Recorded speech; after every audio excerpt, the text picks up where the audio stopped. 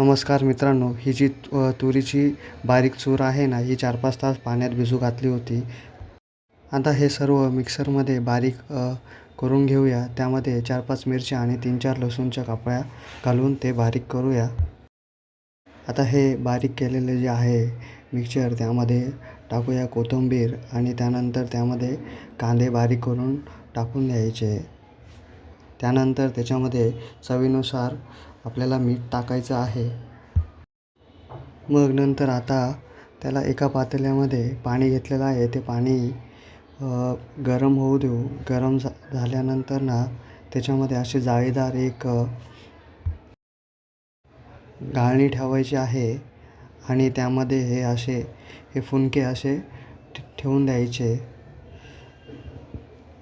फुनके असे ठेवल्यानंतर त्यानंतर त्यावर झाकण ठेवून द्यायचं 10-15 मिनटं, जेणेकरून ते वाफेमध्ये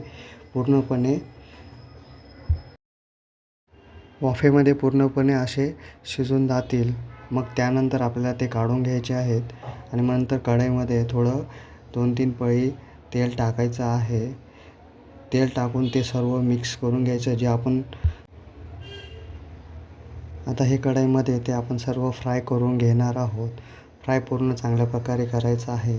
फ्राय केल्यानंतर खूप छान लागतात हे फुनके. पूर्ण असं लो फ्लेमवर पूर्ण मिक्स करायचं आहे, जेणेकरून ते चांगले फ्राय होतील. भेटूया नेक्स्ट व्हिडिओमध्ये. थँक्यू.